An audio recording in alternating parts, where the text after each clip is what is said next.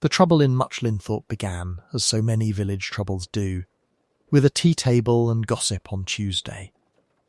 It was a bright June afternoon, the sort that made roses preen themselves and elderly ladies feel morally justified in second helpings of cake.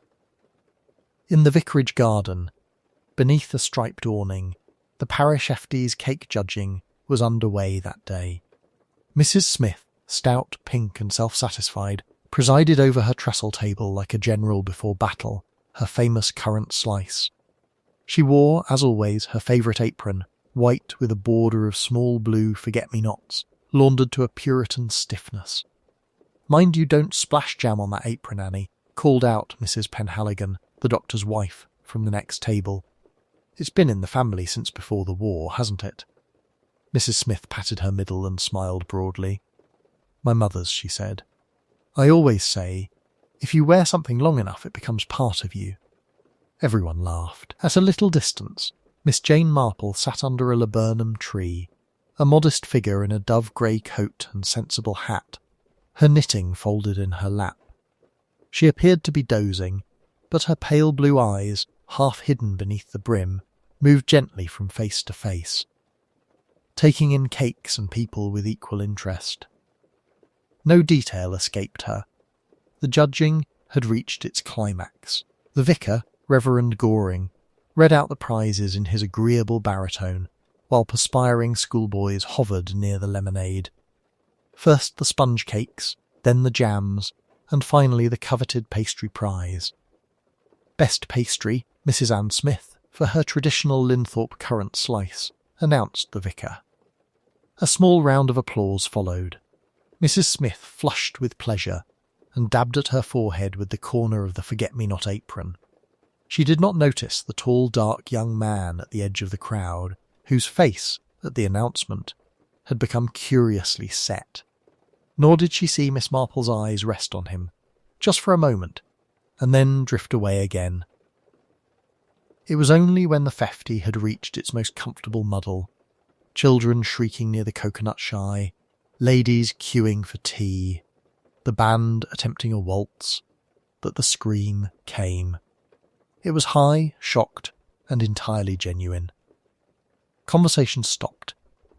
People turned as one towards the refreshment tent. Mrs. Penhaligon was standing just outside it, her gloved hand to mouth. "It's Mrs. Smith," she gasped as the first villagers reached her. She's fallen." Or the second word did not come. Inside the tent, amidst the trays of pastries and the big china teapot, Mrs. Anne Smith lay on the grass, her head at an unnatural angle. The famous apron was spread tidily over her broad front, not a speck of jam upon it, but on the white of her throat, just visible above the stiff collar of her dress, there was a thin line of red, like the stroke of a careless paintbrush. Miss Marple, at the tent flap now, noted, before anyone spoke the word, that one of Mrs. Smith's own sharp little pastry knives lay close by, forgotten. Mrs. Bantry, who prided herself on being abreast of every development within a 5-mile radius, leaned forward and adjusted her hat, which had begun to tilt dangerously to starboard as she strained to see. "Who on earth is that?" she demanded, half to Miss Marple and half to the universe. "Not from around here, I'll warrant." Elspeth looked positively stricken. Miss Marple did not answer directly. Her eyes remained on Mrs. Smith and the stranger, noting the almost imperceptible shrinking back of the woman's shoulders, the way her lips moved soundlessly as he spoke. His manner was not overtly threatening. Indeed, he appeared quite deferential. Head bent a little, one hand resting on the counter of the refreshment stall. But there was a curious intensity about him that made Miss Marple think of a cat toying delicately with a bird. The vicar, seeing the commotion caused by the broken jar, bustled over, full of apologies and solicitous concern. "My dear Mrs. Smith, I am terribly sorry. Let me fetch a cloth. Mrs. Price, some water, please. We mustn't have anyone cutting themselves on the glass." The interruption seemed to provide Mrs. Smith with an excuse to distance herself from the stranger. She stepped back hastily, almost colliding with Dorothy Price, who had appeared with a cloth and a rather distracted expression. Dorothy's gaze, Miss Marple noticed, flickered briefly to the stranger, then dropped at once. There was recognition there, hastily concealed. "That's quite all right, Vicar," Mrs. Smith said, her voice a little too bright. "Such clumsiness. I'm afraid I'm not myself today. The heat, no doubt. Would you be so kind as to serve Mr. Langford?"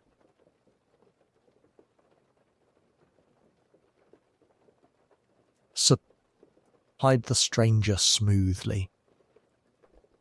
"Edward Langford, pleased to make your acquaintance. Mrs. Smith has been telling me all about your delightful village." Mrs. Smith started. She had certainly not had time to tell him any such thing. But no one, except perhaps Miss Marple, appeared to notice. As the vicar fussed with the teapot, Miss Marple's sharp ears caught a low, hurried exchange between Dorothy and Mrs. Smith. "You didn't say he was coming," Dorothy whispered, colour high in her cheeks. "How could I?" Mrs. Smith murmured back, one hand again straying to that left pocket. "He wasn't supposed to." Not yet. Miss Marple's fingers resumed their knitting as if nothing at all had occurred, but inwardly she filed away the words under a very useful category, things that explain later unpleasantness. Thefty continued to bustle, but a subtle change had occurred, like a faint chill passing over a sunlit lawn. Edward Langford drifted about, introduced here and there by the vicar, as a gentleman interested in rural charities, but he always seemed to find his way back toward Mrs. Smith's stall, or near Dorothy, or within earshot of conversations that did not concern him. He asked questions with a kind of polite insistence, how long people had lived in St. Mary Mead, whether Mrs. Smith had always been treasurer, whether many outsiders invested in local properties. It was harmless enough on the surface, yet his presence felt oddly intrusive, like a book placed the wrong way round on a carefully arranged shelf.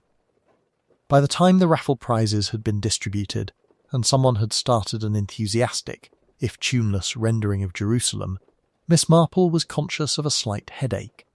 She did not care for headaches. They so often presaged disturbing events. She was on the point of taking her leave when a small commotion arose near the back lawn. Voices called out, first in irritation, then in genuine alarm. The vicar's wife, her face very white under her hat, came hurrying toward Miss Marple and Mrs. Bantry. "Elspeth," she gasped. "It's Elspeth. She's fainted, I think." Behind the rose arbour. Dorothy found her. "Would you, Miss Marple, could you possibly—" Miss Marple rose at once, laying her knitting neatly on the chair. A faint was, in her experience, rarely just a faint when it followed so much strangeness. They found Mrs. Smith lying awkwardly on the grass, half hidden by the drooping branches of the climbing roses. Her famous apron was stained, not with gooseberry preserve this time, but with something altogether darker. One hand clutched at her left pocket as though in a final desperate gesture of protection. Her eyes stared up at the clear blue sky with the fixed, terrible calm that Miss Marple had seen too many times before. Dorothy was kneeling beside her, shaking, her own dress smeared with a little of that dark stain. "She's dead," she whispered hoarsely. "Mrs. Smith is dead."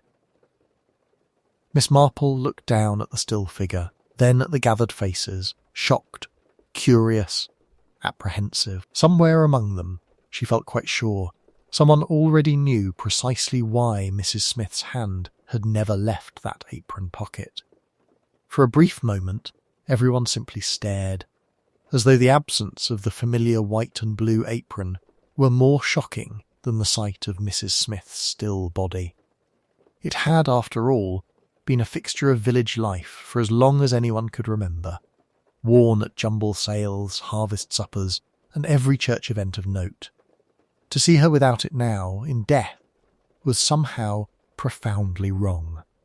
Inspector Craddock arrived from Much Benham within the hour, summoned with uncharacteristic urgency by Constable Palk, whose usual slowness had been entirely dispelled by the gruesome discovery. The Fefty had dissolved into pockets of anxious gossip, and the vicarage parlour had become a reluctant headquarters of inquiry. Miss Marple sat quietly in a corner, her hands folded on her lap, her knitting bag at her feet. She appeared almost forgotten amid the bustle of police activity, which suited her very well. From her unobtrusive vantage point, she observed faces, gestures, and small betrayals of feeling with the same patient attention she might have given to aphids on her rose bushes.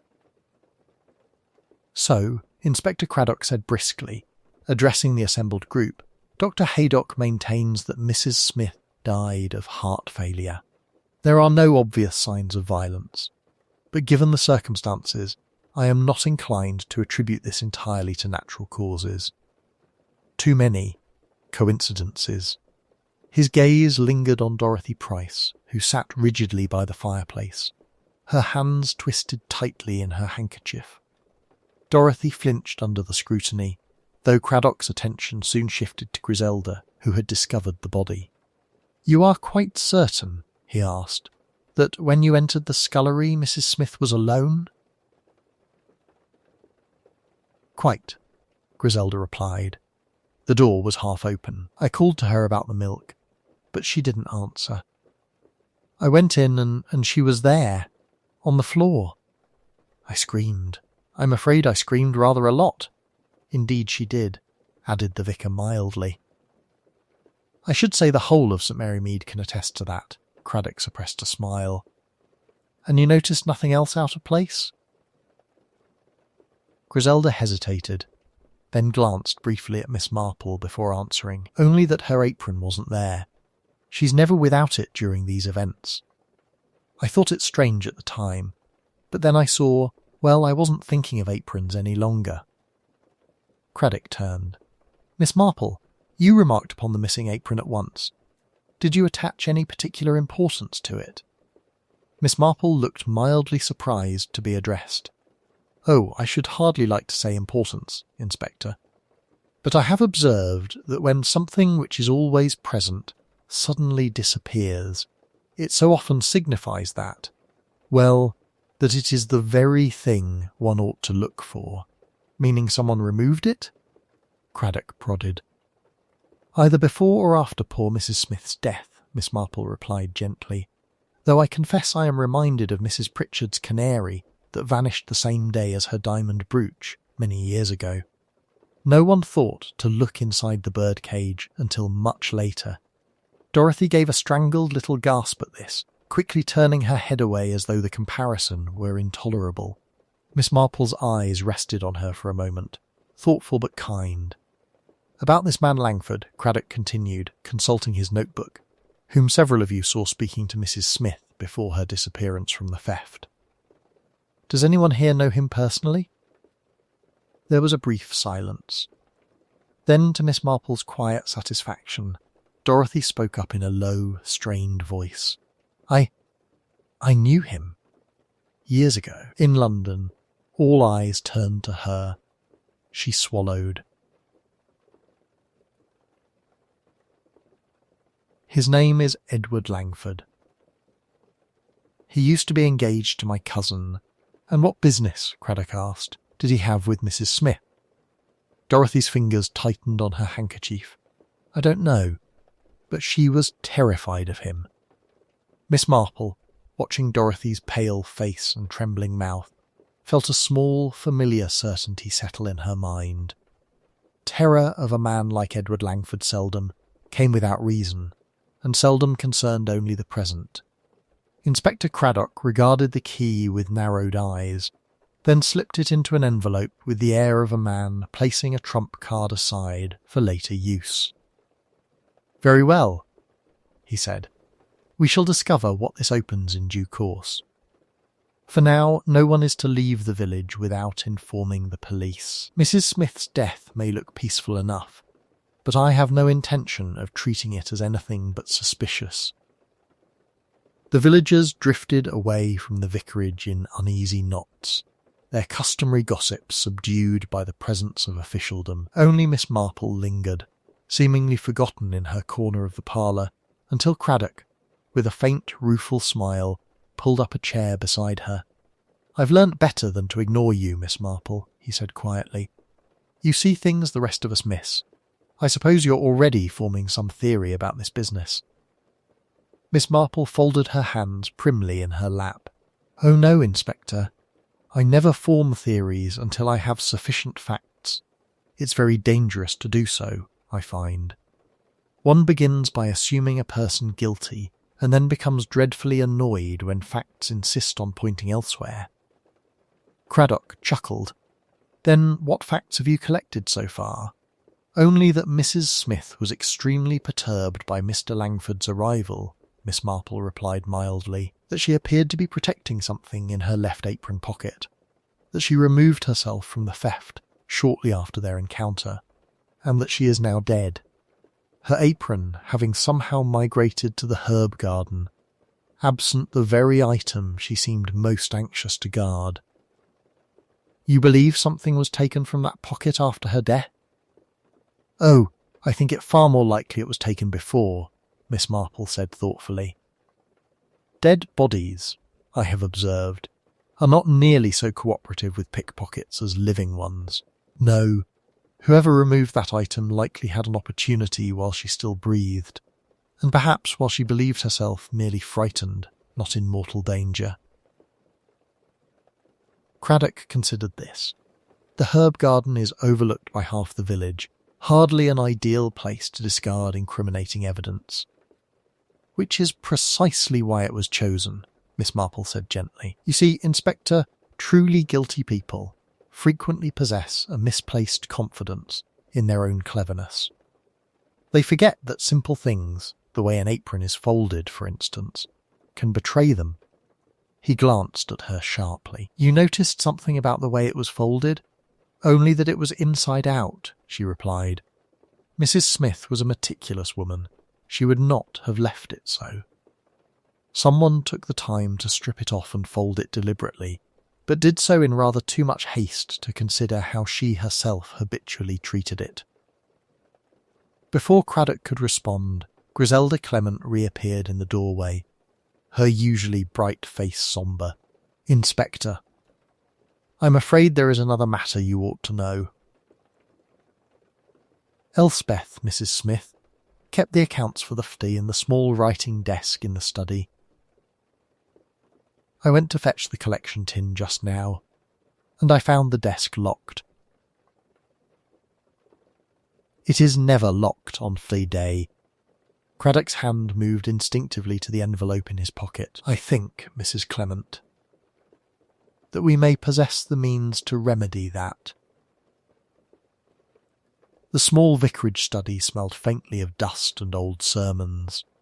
The writing desk, a pretty Victorian piece with inlaid mother of pearl, stood beneath the window. Craddock inserted the brass key.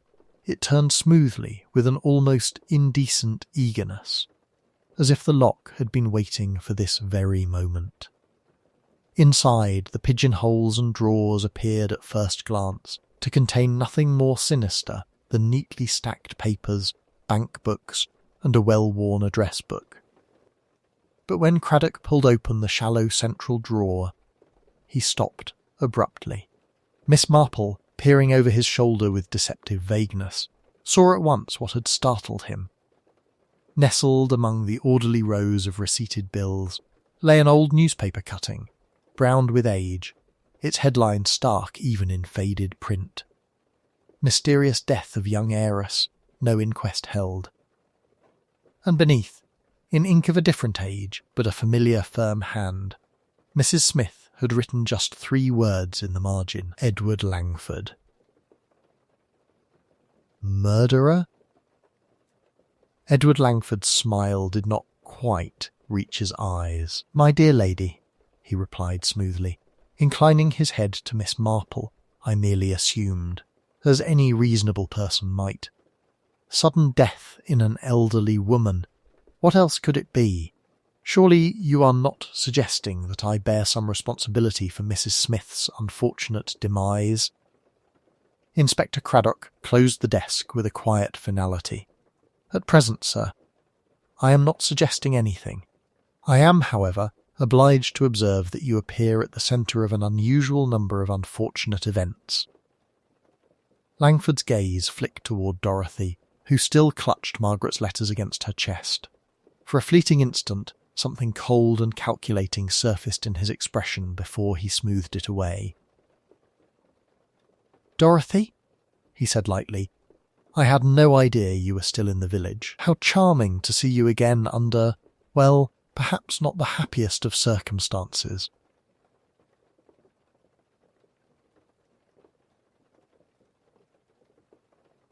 Dorothy flinched as if struck. "Don't," she whispered. "Don't speak as though nothing has happened. Margaret is dead. And now, Mrs. Smith." "And grief," Langford interrupted softly, "does strange things to the memory. I must insist, Inspector, that any accusations made by Miss Price or anyone else be treated with extreme caution." Miss Marple, who had been examining a small silver-framed photograph on the mantel, turned it over in her hands with apparent absent-mindedness. "It's curious," she remarked mildly, "how grief does sometimes distort the truth, and at other times clarifies it so very sharply. I remember a case of a young man in our village once, whose fiancée died under quite peculiar circumstances. Everyone was most anxious to believe it an accident, except her older sister, who noticed the smallest things. The position of a shoe, for instance. Such unimportant details can sometimes be most revealing." Langford shifted slightly, his patience thinning. "If you are implying Miss Marple," she supplied gently. "Jane Marple. Not implying anything at all, Mr. Langford. Merely observing that Mrs. Smith appears to have been similarly observant. She kept rather detailed notes, it seems." Craddock held up the leather notebook. "We have records here of your previous engagements, Mr. Langford, and of certain financial benefits that followed. That, combined with your presence here and Mrs. Smith's sudden death, gives us ample reason to keep you close at hand. For now," Langford said coolly, "I shall remain at the Green Man. I trust, Inspector, that you will not object if I seek legal counsel." When he had gone, Dorothy collapsed into a nearby chair, her composure crumbling. "He's lying," she said fiercely. "He must have taken whatever Mrs. Smith had in that pocket. She wrote to me last month. She said she had discovered something that would finally prove what he did to Margaret. She begged me to come down for the 50, said she would show me everything then." Miss Marple laid a gentle hand on the girl's arm. "Did she mention where she kept this evidence, my dear?" "People are often rather less original in such matters than they imagine. They choose places that feel safe because they have always been safe before." Dorothy shook her head miserably, only that it was somewhere no one would think to look. Somewhere she saw every day. Craddock paced slowly, his brow furrowed. "We'll have this cottage searched thoroughly, floorboards, cupboards, even the mattress. Palk will see to it. In the meantime, Miss Marple, you mentioned something about unimportant details." Miss Marple's eyes had drifted to the window, where the faint outline of the vicarage garden could still be seen in the distance. "Yes, Inspector. Little things. For instance, there is something that does not quite fit about that apron being found in the herb garden. One does not usually discard a garment so treasured in such a place. It feels rather as if someone wished it to be found. Yet, not too quickly. And that suggests," Craddock prompted, "That we may be dealing with someone who understands very well how suspicion is directed," Miss Marple replied softly. "Someone who wished us to look at Mr. Langford, or perhaps at poor Dorothy here. I think, before all this is done, we shall find that Mrs. Smith's favourite apron has more than one story to tell." The following morning dawned with the deceptive serenity that often follows violent disruption, as if the village itself were conspiring to forget the ugliness of the previous day. Yet beneath the chatter at the post office and the rustle of newspapers at the breakfast tables ran a current of sharp curiosity, like a wire humming with electricity. By 10 o'clock, Inspector Craddock had established a temporary base at the vicarage, and the principal figures of the affair were gathered once more in the parlour. Dr. Haydock, looking more grave than usual, stood by the window, his report folded in one capable hand. "Well, Haydock?" Craddock asked without preamble. "You said you'd have something definite for us this morning." "I do," the doctor replied. "Mrs. Smith did not die of natural causes. She was poisoned. A concentrated dose of digitalis, administered within an hour of her death. There was a small, collective intake of breath." Mrs. Bantry let out a faint exclamation, and Griselda instinctively placed a soothing hand on her arm. Dorothy Price merely closed her eyes for a moment, as if something she had half expected had been confirmed. "Digitalis," Miss Marple repeated softly. "Derived from foxglove, of course. Such a pretty flower in the border, and so very dangerous in the teacup." Craddock's gaze sharpened. "Can you narrow down how it was administered, Doctor? Food? Drink?" Haydock nodded, most likely in liquid form. "The concentration suggests a tincture. The residue in her stomach matches that of the tea found in the scullery cup. There were no other significant substances present." "So the poison was in the tea," Craddock concluded. "Which means whoever gave it to her either prepared or tampered with that particular cup." He turned to Griselda, who had access to the vicarage kitchen during the day. "Just about everyone at one point or another," Griselda admitted, troubled. "We were forever sending people in and out for more cups, more milk, more sugar, but the scullery, where Elspeth went to clean up, that's at the back. She asked me for a quiet corner, somewhere she could have a moment. I told her she could make herself a cup in there. No one else had reason to be using it then." Miss Marple, her hands folded neatly over her knitting bag, spoke with apparent mildness.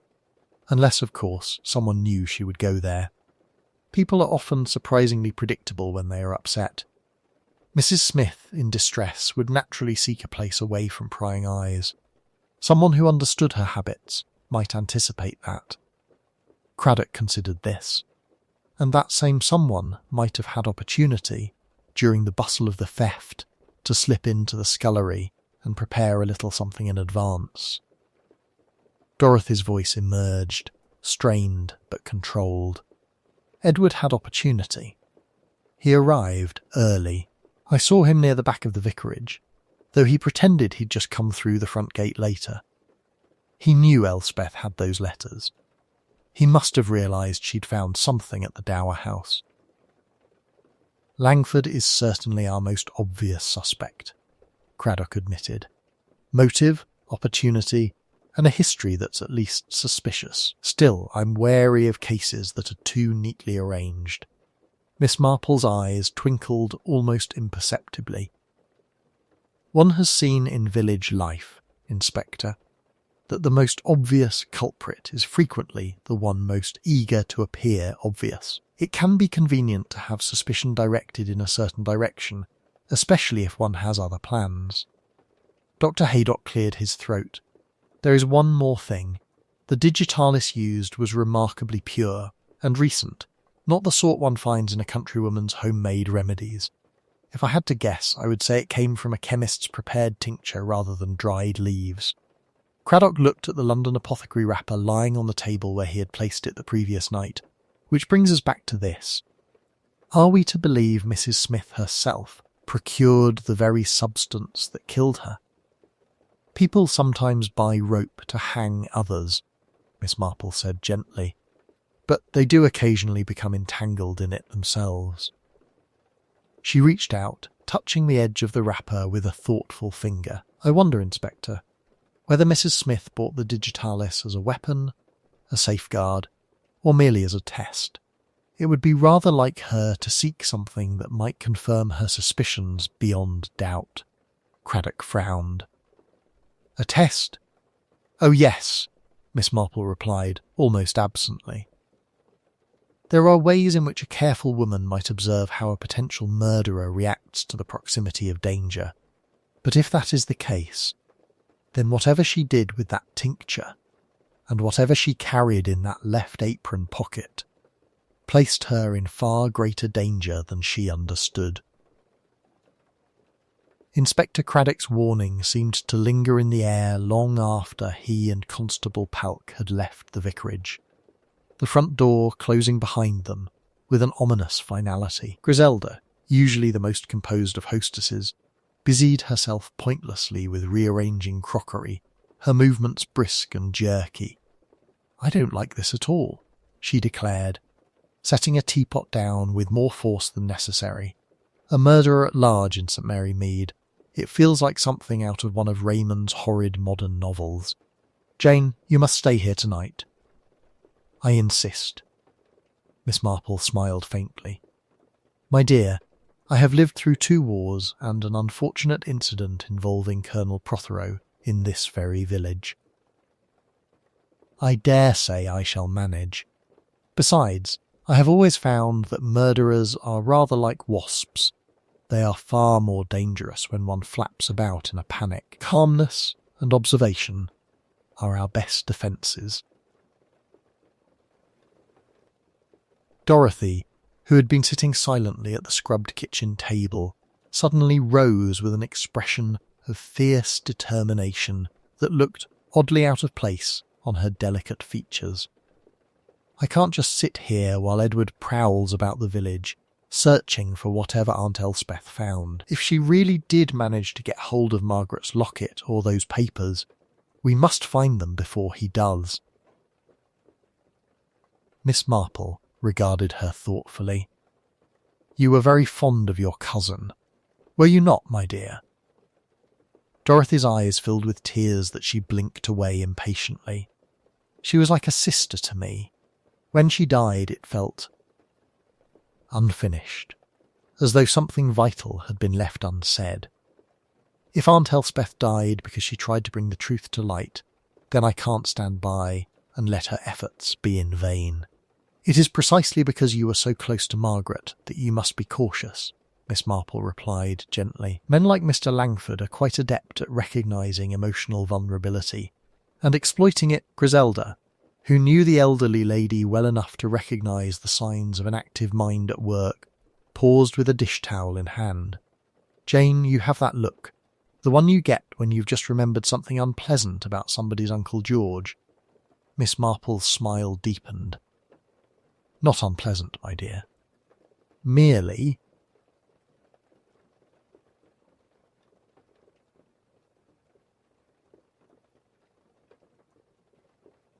"instructive. You see, people rarely behave entirely uniquely. Human nature tends to repeat itself with small variations.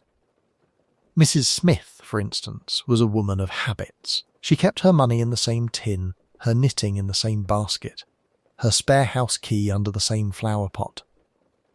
When confronted with a sudden need to hide something vital, she would have turned to a place that felt familiar and safe." Dorothy frowned. "But we searched her desk. Inspector Craddock went through all her things at Rose Cottage." "Quite so," Miss Marple agreed, "which is precisely why she would not have hidden anything there. Think, my dear, where did she spend a great deal of her time outside her own home? Where did she feel a sense of ownership without actually possessing the property?" Griselda's eyes widened. "The Women's Institute. She's practically lived there these last 5 years. She was always fussing over the accounts, the linen cupboard, the storage cupboards for 50 supplies."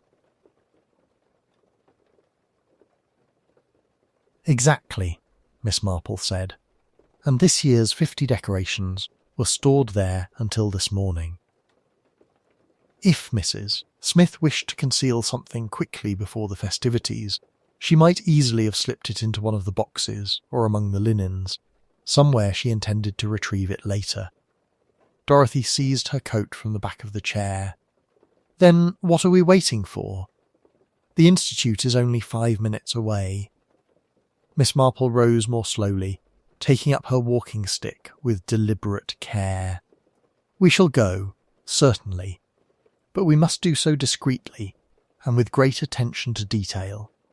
For if my suspicions are correct, Mr. Langford will have reached the same conclusion we just have, and we must be very sure we arrive before he does. As they stepped out into the gathering dusk, the village seemed to hold its breath, the familiar cottages and hedgerows now cloaked in deepening shadow. Somewhere nearby, a church clock began to strike the hour, each measured chime counting down to a confrontation that none of them yet fully understood. The chimes faded into a tense silence, broken only by the faint rustle of the note in Inspector Craddock's hand. Outside, the summer evening deepened toward dusk, the peaceful sounds of village life a haunting counterpoint to the menace contained in those few blunt sentences. We'll do no such thing as obeying this blackguard's orders, Craddock said crisply, folding the note. But Miss Marple is correct. He's shown his hand. He still believes the evidence is in play. That gives us an opportunity. Miss Marple, who had resumed her seat as though mildly fatigued by the excitement, regarded the smashed window pensively. Mr. Langford is a man accustomed to success, Inspector. He has, after all, avoided consequence for quite a long time. Such men are often overconfident. They believe themselves cleverer than everyone else. When cornered, they tend to rely on the very methods that have served them well in the past. Dorothy sat rigidly upright on the edge of the sofa, her hands clasped so tightly the knuckles shone white. You mean he'll try again? Tonight? I think it highly probable, Miss Marple replied. He is no longer merely ambitious, you see. He is frightened, and a frightened man is much more dangerous than a merely greedy one. Craddock began to pace, his mind clearly working through tactical considerations. He wants the evidence returned to the spot where the preserve was spilled. That would be the flagstones beside the refreshment stall. Dark by midnight. Fairly open ground, but bordered by shrubs. Too many places for him to lurk. We must also consider, Miss Marple added gently, that his threats were not directed solely at the police. Others will share Mrs. Smith's fate, he says.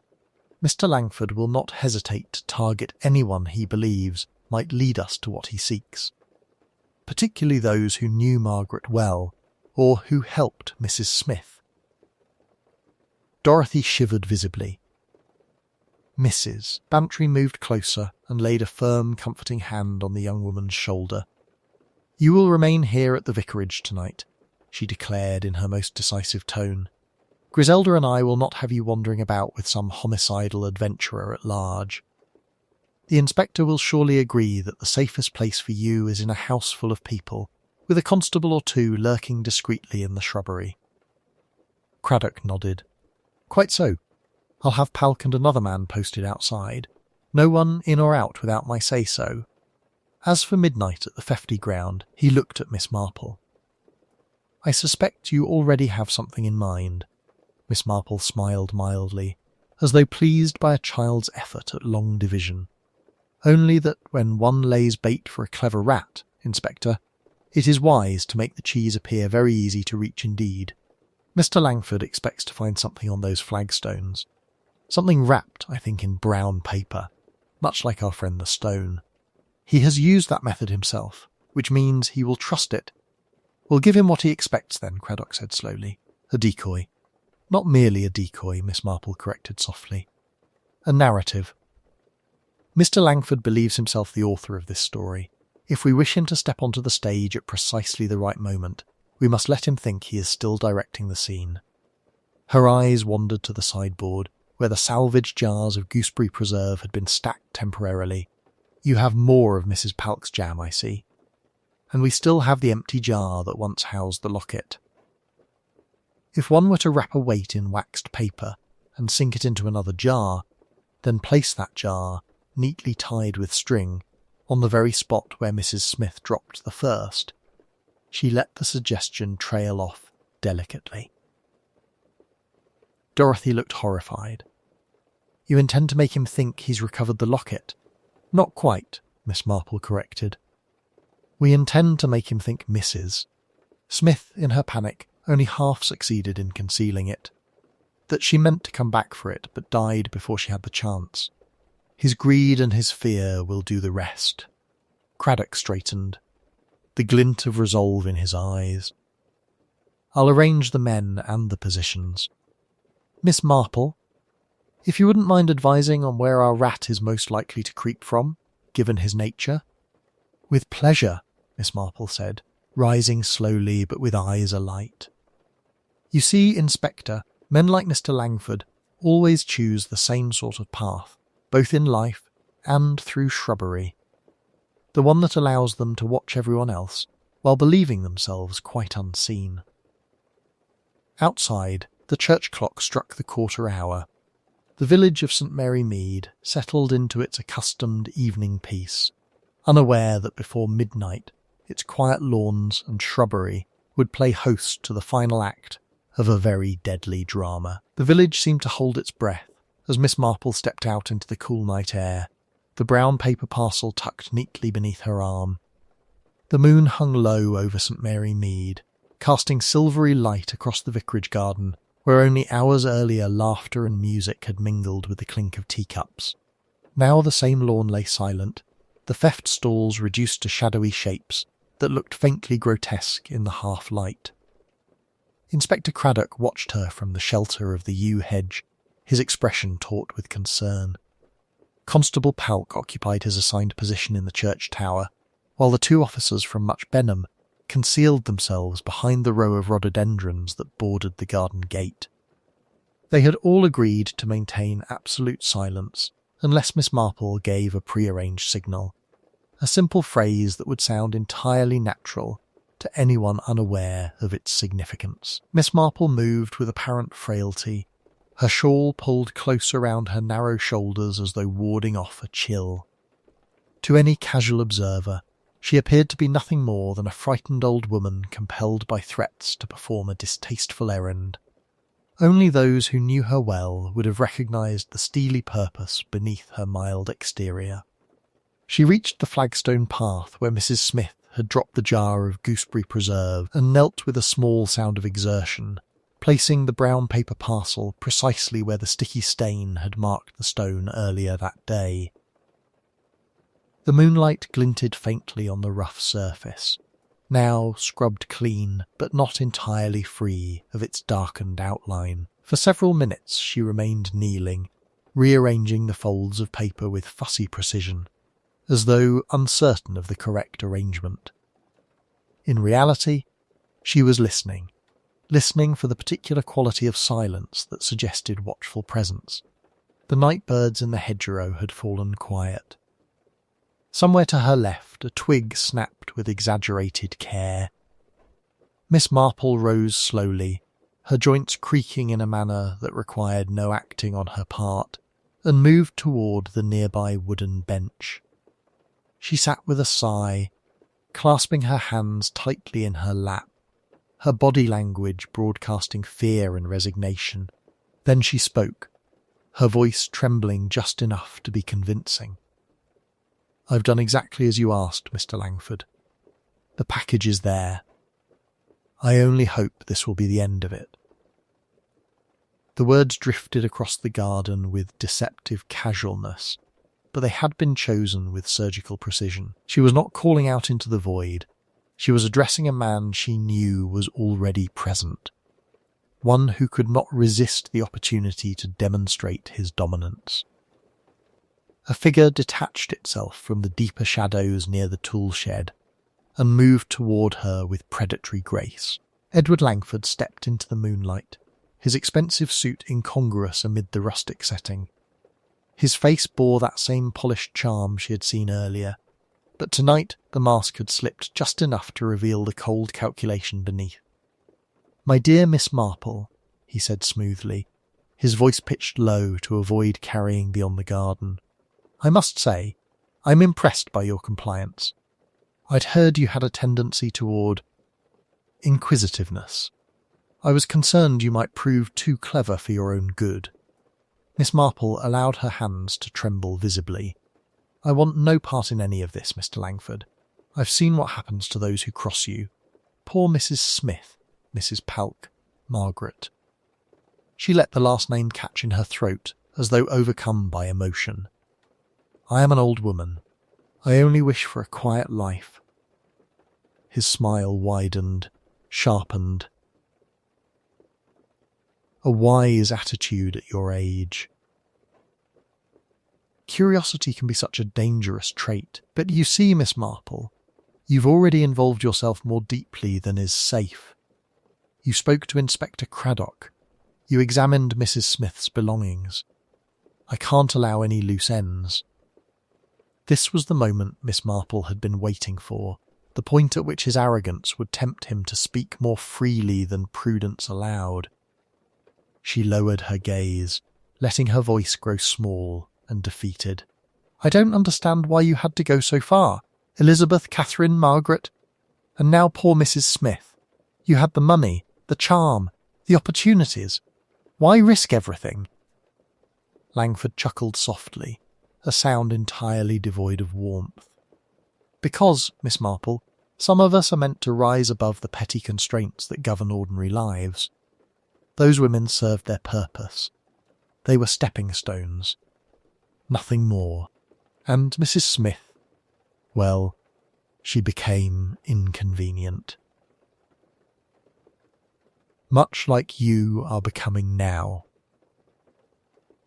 His gaze flickered toward the parcel on the flagstones, the greed and urgency there, unmistakable. He took a step toward it, then another, his caution momentarily overridden by the need to reclaim what he believed to be his insurance against justice.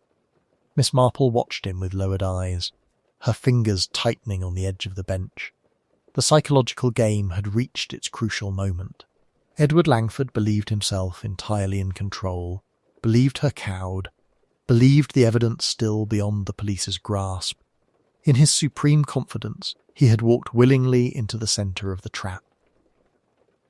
She drew a slow breath, steadying herself for the final test that would determine whether his arrogance would indeed prove his undoing. The spell of danger broke as abruptly as if someone had opened a window in a stuffy room. The garden, which moments before had seemed a stage for murder, now looked once more like the familiar vicarage lawn, with its uneven turf and slightly crooked flower beds. Yet something essential had shifted beneath the village's tranquil surface. Langford was led away toward the lane, flanked by Constable Palk and the officers from Much Benham. Even then he attempted one last, contemptuous smile in Miss Marple's direction. "Enjoy your victory, Miss Marple," he said coldly. "But you and I both know the law is far from infallible. Wealth and influence can work wonders in the proper hands." Miss Marple regarded him with mild, almost sorrowful interest. "Wealth and influence have their uses, Mr. Langford," she replied, "but they rarely impress juries when combined with a clear pattern of calculated murder. Human nature is a much more stubborn thing than money." When he had gone, Inspector Craddock turned to her with a look of genuine admiration. "I confess, Miss Marple, you've outpaced us at every step. I understood the broad strokes of his guilt, but not the finer details. How precisely did you know he intended to use the digitalis tonight?" She settled onto the bench again, her hands quietly folding over each other in her lap. "Because, Inspector, men like Mr. Langford are both practical and vain. He'd refined a method that had served him admirably 3 times before, digitalis administered in private, creating an apparently natural death. Faced with the problem of silencing yet another inconvenient woman, Why would he abandon the weapon he knew so well? Dorothy, who had remained at the vicarage despite Craddock's earlier suggestion she seek safety elsewhere, sank onto the bench beside her. But how did you know he would come personally? He could have sent another poisoned basket, as he did to Mrs. Palk. But that would not suit his temperament, Miss Marple said gently. He trusted anonymous methods for those who did not directly challenge him. Elizabeth, Catherine, Margaret, all were removed at arm's length, so to speak. But Mrs. Smith stole from him and defied him. His pride demanded a more personal solution. He came to St. Mary Mead himself for that very reason. Inspector Craddock nodded slowly, and when Mrs. Smith died more quickly than he anticipated, he realised she had hidden what she'd taken from him. Precisely. He assumed she'd secreted the evidence somewhere at the 5th day. His note betrayed that assumption. He demanded the return of what was stolen, to be left at the place of the spilled preserve. Yet he had no idea she had already hidden it earlier that day, in Mrs. Palk's preserve jar here at the vicarage. His ignorance of that simple domestic detail proved his undoing. Dorothy's eyes filled with tears as the full weight of the evening settled upon her. Margaret tried to warn everyone, she whispered. No one believed her. Not really. She was believed, Miss Marple corrected softly. By Mrs. Smith. And through her, by us. You see, my dear, courage is often an unremarked thing. Your cousin found the strength to question a man she loved when his actions troubled her. Mrs. Smith, for her part, risked everything to gather proof. And you came forward when it mattered most. That is how such men are finally brought to justice. Not by heroics, but by a series of quiet, stubborn refusals to ignore what is wrong. In the days that followed, St. Mary Mead returned with outward eagerness to its customary rhythm. The Women's Institute reorganised the accounts that Mrs. Smith had so meticulously kept. A modest brass plaque was placed on the church wall bearing her name, and the simple inscription, "She did what was right." News of Langford's case later reached the village through newspapers and quiet conversations in the post office queue. The trial laid bare the carefully woven pattern of his crimes, medical evidence, financial records, the testimony of former acquaintances, and, most damning of all, the locket and will Mrs. Smith had hidden so cleverly. The jury required little time to reach its inevitable conclusion. One autumn afternoon, some weeks after the verdict, Miss Marple sat once again under the old oak in the vicarage garden, her knitting needles moving with tranquil regularity. Dr. Haydock, passing by on his rounds, stopped to lean on the gate. "So it's all settled," he remarked. "The official word is that an efficient police operation and a fortunate discovery of evidence ended the business neatly." Miss Marple's eyes twinkled faintly. "The official word is often tidy, Doctor. Human lives rarely are. Still, I am glad that Elspeth Smith's favourite apron proved as useful as it was beloved," he chuckled. "You and your aprons and teacups and village analogies. One day you'll have to explain to me exactly how you do it."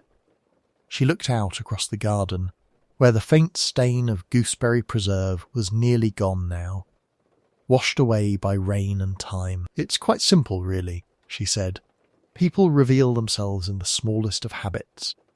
How they hold a teacup, how they fold a letter, how they wear an apron." Mr. Langford thought himself superior to such little details. Elspeth did not. In the end, that made all the difference. And with that, Miss Marple returned to her knitting, the sharp click of her needles mingling with the distant peal of the church bells, as St. Mary Mead resumed its peaceful existence, its tranquillity now tempered by the quiet knowledge that even in the most ordinary of villages, human nature is never entirely what it seems. In the days that followed, St Mary Mead settled back into its accustomed rhythm with the stubborn resilience of English villages everywhere. The milk was delivered, the post arrived at its usual hour, and the gossip at the high street shops resumed with renewed vigour, now enriched by a real murder case to dissect rather than merely imagined scandals. Miss Hartnell maintained that she had always mistrusted Mr. Langford's polished manners, though no one could recall her having expressed any such doubts prior to his arrest. Mrs. Price's tears, bitter for Margaret, anxious for Dorothy, and oddly relieved that the nightmare had at last acquired a definable shape, slowly turned into determined talk of moving forward, as Margaret would have wished. Even the Vicarage Garden Fay, that scene of sudden catastrophe, was discussed as a sort of tragic triumph. Of course it will be talked of for years. Quite put us on the map, as Mrs. Bantry observed. One quiet afternoon, Miss Marple sat in her cottage garden pruning roses with delicate precision. The scent of lavender drifted from the borders, and the distant hum of a lawn-mower provided a comforting domestic backdrop.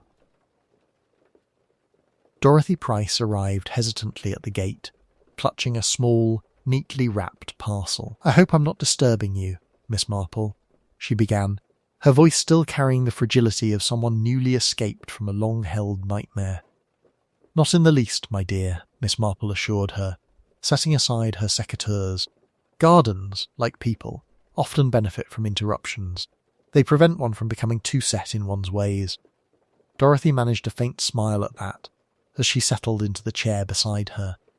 After a moment's silence, she placed the parcel on the little wrought-iron table between them. They released some of Margaret's personal effects from London. "There was something I felt you ought to have." Inside the brown paper lay a simple, well-worn apron, plain white cotton, with faint traces of once blue embroidery at the hem. Not nearly as pretty as Mrs. Smith's prized forget-me-not one, but carefully laundered and folded. "Margaret's kitchen apron," Dorothy explained softly. "She embroidered those tiny blue flowers herself. Said they cheered her up when she was cooking for one." When I heard about Mrs. Smith's apron, how she guarded it, how she hid the evidence in it, I thought perhaps the two belonged together in some way. A sort of remembrance of both of them. Miss Marple's fingers traced the faded stitches with gentle reverence. How very kind, and how very like Margaret to choose something modest and useful that still held a touch of prettiness. It was precisely that combination that made her dangerous to Mr. Langford, Pretty enough to attract his attention, sensible enough to question it. They were all like that, weren't they? Dorothy said quietly. Elizabeth, Catherine, Margaret, and even Mrs. Smith. None of them foolish, not really, just trusting in the wrong direction. Quite so, Miss Marple agreed. People often speak of silly women when tragedies like this occur, but that is both unkind and inaccurate. The real foolishness lay with Mr. Langford himself, believing that no one would ever notice the pattern. That is the thing about human nature, my dear, it repeats itself. Crimes, like roses, have a way of growing in the same shape over and over again, no matter how one tends them. Dorothy watched her for a moment, then asked hesitantly, "Do you think I was very blind? To have liked him once? To have believed him?" Miss Marple shook her head. Not blind, merely human.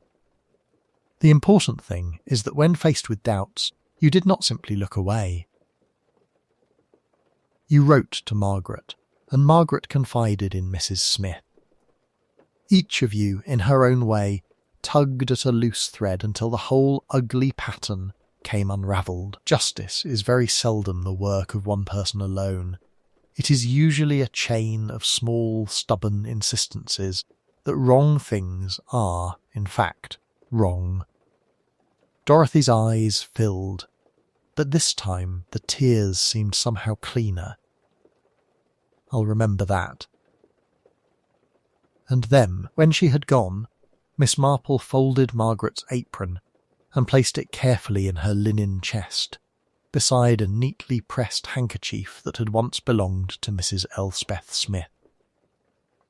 Two ordinary domestic relics, lying together in quiet testimony that courage often wears the most unremarkable garments, and that sometimes it is a woman's favourite apron that proves strongest of all. Autumn came early to St Mary Mead that year, laying a faint mist over the hedgerows and turning the vicarage roses to deeper shades of crimson.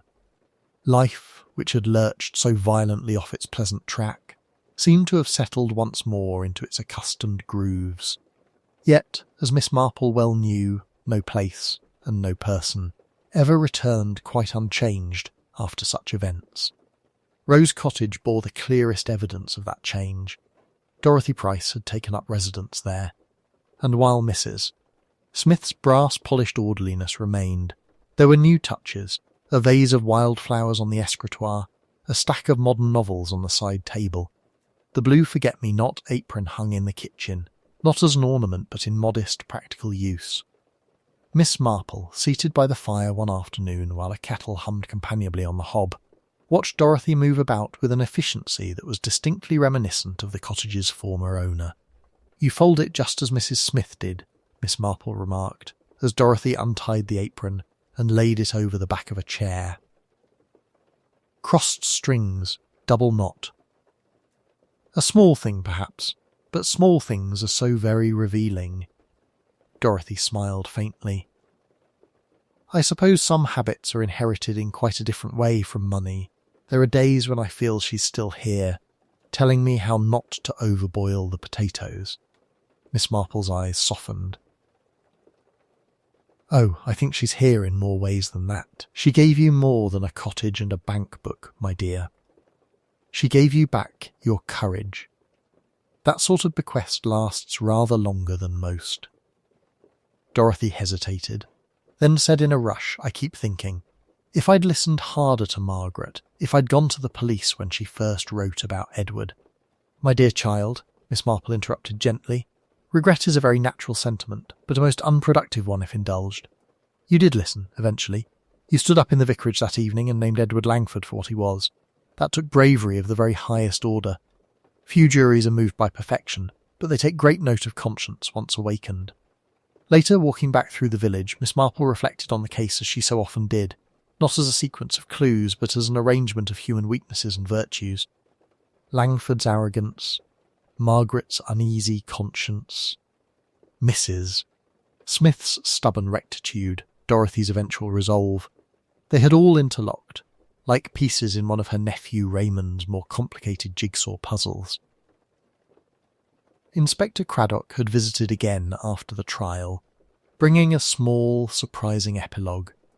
Among Langford's seized belongings, the police had found an older, much-worn notebook. Between pages of meticulously calculated financial projections and lists of eligible women with modest fortunes, one entry had been underlined twice. "Remember, never underestimate fear. It makes them pliable." Miss Marple had read the page in silence, then handed it back with a small, almost rueful smile. "How very instructive. You see, Inspector, that was the flaw at the heart of all his cleverness. He misread fear. He thought it only weakened, when in fact it can also sharpen and harden. Particularly in women who have been frightened quite enough." Craddock had looked at her with a certain respect that was becoming familiar. "And what was it, Miss Marple, that first convinced you it was Langford? Beyond reasonable doubt, I mean." She had considered. Not the locket nor the will, though they were very helpful. It was his reaction when I mentioned Margaret's name in the cottage. He did not ask who, as any innocent man would. He went straight to defending his reputation. That is vanity, you see, not bewilderment. I have noticed the distinction over many years. Now, in her own sitting room with its chintz cushions and ticking clock, Miss Marple resumed her knitting. Outside, village children shouted in the lane. Inside, the fire crackled softly. Peace had returned, but it was a peace that understood itself better. People would go on marrying, trusting, misjudging, helping.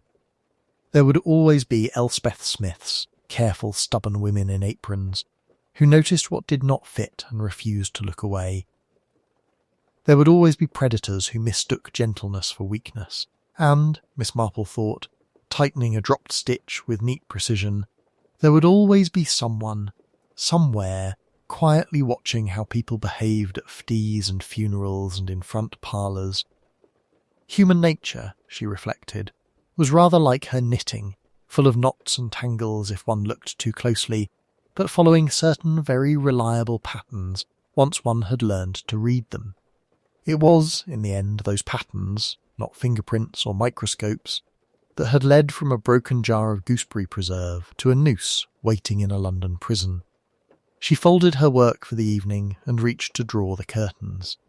In Rose Cottage, Dorothy Price would be hanging up Mrs. Smith's apron for the night, quite unaware that she herself had become part of a pattern that, this time, had ended not in tragedy, but in justice. Miss Marple allowed herself a small, private smile in the dusky glass. "Yes," she murmured, as much to her reflection as to the quiet room. "I think Elspeth would be satisfied." And with that, St. Mary Mead, having witnessed death and judgment, settled once more into the deceptively gentle rhythm that had always concealed, and would always conceal, the endlessly fascinating puzzle of the human heart.